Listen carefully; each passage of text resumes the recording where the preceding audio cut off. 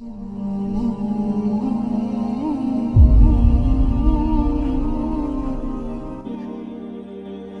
شرمندہ نہیں ہیں، انسانوں کو کپڑوں پہ نہیں تولا جاتا۔ آج کا میرا دیس کا مالدار اتنا فقیر ہو گیا ہے، اتنا چھوٹا ہو گیا ہے کہ وہ اپنا تعارف کروانے کے لیے 50 لاکھ کی گھڑی لیتا ہے، 6 لاکھ کا جوتا لیتا ہے۔ آج کی بیگم اتنی چھوٹی ہو گئی ہے کہ اپنے قد کو بڑا کرنے کے لیے وہ 10 لاکھ کا ہینڈ بیگ لیتی ہے کہ دیکھو میرا بیگ 10 لاکھ کا ہے۔ ارے میری بہن، تو 10 ٹکے کی بھی نہیں رہی اگر تو نے بیگ سے اپنے آپ کو بڑا بنایا۔ او میرے دوست، تو 2 ٹکے کا نہیں ہے اگر تو 10 لاکھ کے جوتے اور 50 لاکھ کی گھڑی سے اگر تو بڑا بننا چاہتا ہے۔ ارے اس دھوکے سے نکلو۔ برینڈڈ برینڈڈ برینڈڈ، کہاں جا رہے ہو؟ جب تم اپنی ذات میں بے قیمت ہو تو رب ذوالجلال کی قسم، تمہاری گھڑیاں، تمہارے بیگ، تمہاری گاڑیاں، تمہارے بنگلے تمہاری عزت کو بڑھا نہیں سکتے۔ ابا جان، آج ہم خوشی سے بلند ہیں کہ ہمارے باپ نے بددیانتی نہیں کی۔ گھر میں تشریف لائے، کہنے لگے فاطمہ کچھ پیسے ہیں، میرا انگور کھانے کو جی چاہ رہا۔ بس فاطمہ رونے لگی۔ فرمایا امیر المومنین، خزانہ تو بھرا پڑا ہے، 1 درہم کا بھی تیرا حق نہیں ہے کہ تو 1 درہم لے کے انگور خرید لے۔ تو تڑپ اٹھے، فاطمہ میں جہنم نہیں برداشت کر سکتا۔ وہ میرے بھائیو جو دن رات سود میں پھنس چکے ہو، جو دن رات جوے شراب میں پھنس چکے ہو، کیسے اللہ کے سامنے سرخرو ہو کر کھڑے ہو گئے؟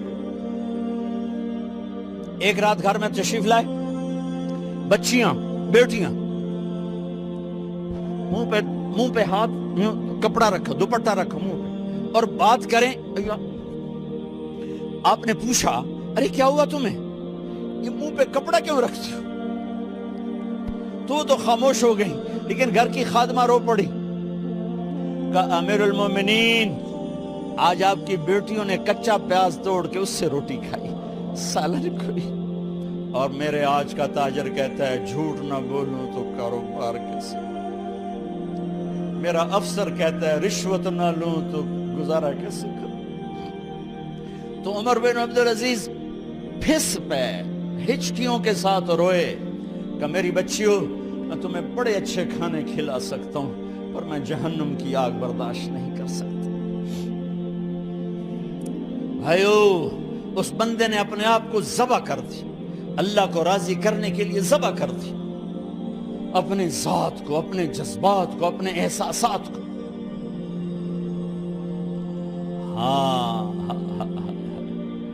اب اللہ نے صلہ کیا دیا؟ جب انتقال ہونے لگا تو بلایا رجا کو، جو میں بات پہلے چھوڑ کے ادھر ان کی تھوڑی سیرت بتائی کہ رجا اب میں مرنے لگا ہوں۔ عبد الملک کالا ہو گیا تھا، ولید کالا ہو گیا تھا، سلیمان کالا ہو گیا تھا۔ یہ کیوں کالے ہوئے تھے؟ یہ بے نمازی نہیں تھے، بدکاری نہیں کرتے تھے، کسی کی طرف ان کی میلی آنکھ نہیں اٹھی کبھی۔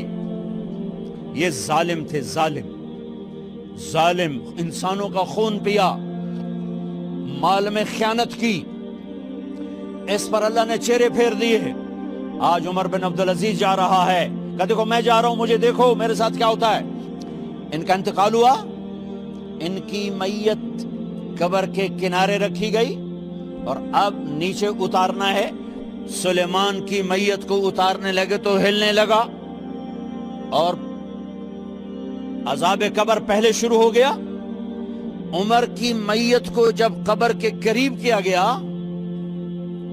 ایسے ہوا کا جھونکا آیا،